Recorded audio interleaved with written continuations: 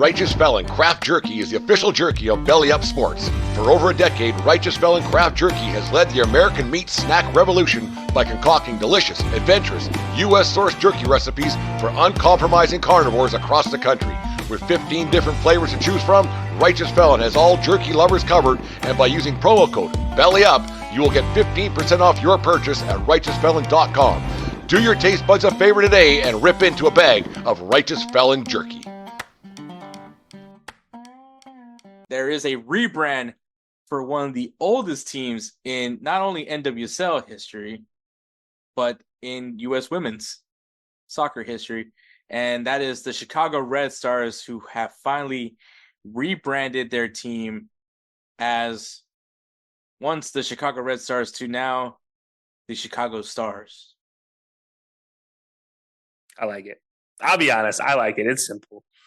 You don't less words. So yeah, you don't change it. It still represents Chicago. It still represents your old teams. It felt like Red Stars was just so specific. Like it feels like it was like the Red Sox, but like, discount Kmart version of the Red Sox. I think it was supposed to be like a reference to like the Red Star on the there's 4 Red Stars on the Chicago flag, but I mean you could just call yourself the Stars. It was okay. Would have been okay to begin with. I don't hate the change. I think sometimes things need to change. This is one I definitely a little bit bigger fan of, just because it's still the same colors, still the same look.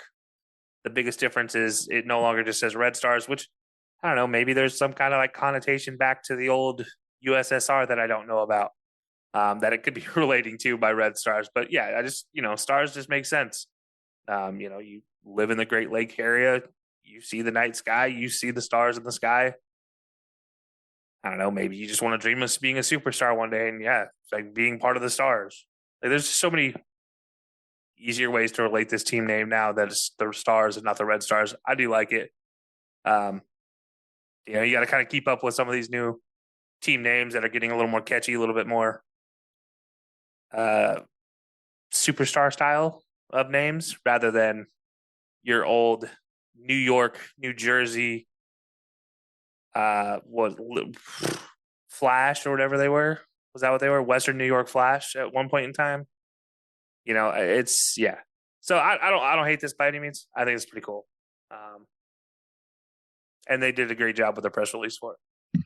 Yeah, I know that some people spoke on some controversy with the at least the promo that they had for it. I forgot what it was. I don't know if there was a lot of uproar. I just know that there's this new, kind of newish. There's this soccer podcast here in Houston called Soccer Tejas. It's like Alex Parra and Victor Riza, who was once was actually we brought on for an interview.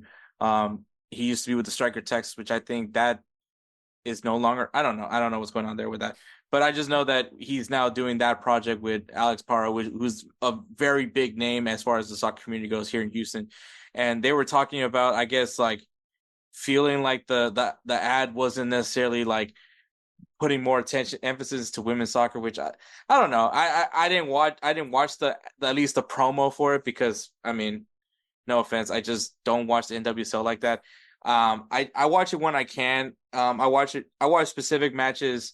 Obviously, I saw Alex Morgan's last game, which that was pretty rough for San Diego. That was a bad game. It was rough. Yeah. I was on ESPN, but no, there was a lot of there's moments I do watch the NWSL. I think, I mean, the last year's final with Gotham FC, I think that was a really solid game. I thought that was a lot of fun. But once again, I just don't pay attention. And then obviously, I'm not a Chicago fan, so I'm not gonna follow them on social media. So that's just kind of my argument for that one. And I mean, there's a lot going on with the Houston Dash, and that's more. I think that's where most of my attention comes when it comes to NWSL goes to, because of you're getting another new coach. You fire the GM. It's just, your big star Maria Sanchez wants out after you gave her the biggest contract in WWE. So a lot of things to talk about on that part. But anyways, I think obviously Chicago, which, I mean, let's be honest, Chicago, last time there was a rebrand for Chicago, people went crazy about it. Obviously the Chicago Fire, the weird 3-prong fire flame weird circle kind of circular badge, oval badge that everyone hated to the point where Chicago Fire within I think a year, literally a year after that, decided, okay, well, we got to rebrand this. Yeah, we revamped the old logo to make it updated. That's where they went, which was smart, right? I mean, it was a smart move, and I think Chicago's hoping that they can do that as well. I think this, like, I think what you said is right. I think the rebrand's fine. The new logo is very clean and sleek. They kept the star though. They kept the Chicago star. So I think that, and not everything needs to have the 4 red stars. Like, everyone knows the Chicago flag. As a matter of fact, I have a Chicago flag coffee mug. Not when I went to go visit Chicago, because I was like, I gotta have one of these. For my mom. They're gonna have a jersey that's gonna have all 4 stars on it too. It happens. And by the way, you mentioned the controversy. This is what it was. Following the 2021 season, the franchise was embroiled in controversy as the league conducted widespread investigations into allegations of abuse by former head coaches and the failure of player protections by club and league executives, which fostered unsafe environments. Previous ownership and their former coach were mentioned numerous times throughout multiple investigations, which led to several sanctions, and a fine of $1.5 million was issued. And the league dedicated itself to upholding a previous commitment by former ownership to sell the club, which then it was bought by Ricketts, who is the new owner, who is the one that was quoted in the press release of their new logo. So it looks like they're also trying to distance themselves from a PR standpoint from all those red stars searches that pop up. So that's also part of this as well. Which, obviously, to add on to it, obviously, because like the red star, the stars should start focusing on the stars part. They, like I said, they've existed for almost 20 years. They were obviously with the NWSL when they started in 2013, but they've gone many years before that. And obviously last year, the team was just bought out by Laura Ricketts, who is also one of the co-owners of the Chicago Cubs. But I think the rebrand's fine. I think there's the NWSL jersey partnership is Nike, so I mean, I'm sure Nike will do. I can't say anything yet nice about Nike right now. They're doing a shit job with the jersey. But you know what? Like, it's a new era. They want to do this rebrand. Maybe they want to just start fresh and brush off everything that has happened. And I mean, maybe not just Chicago wise, but just NWSL wise. There's just so much of these terrible controversies. I mean, shoot, a prime example, the Dash, the goalkeeper, not the current goalkeeper coach, Eric Klinowski is a classy guy, father of twins, good friend of mine. So I'm not gonna. He's a real great guy, great at dad jokes.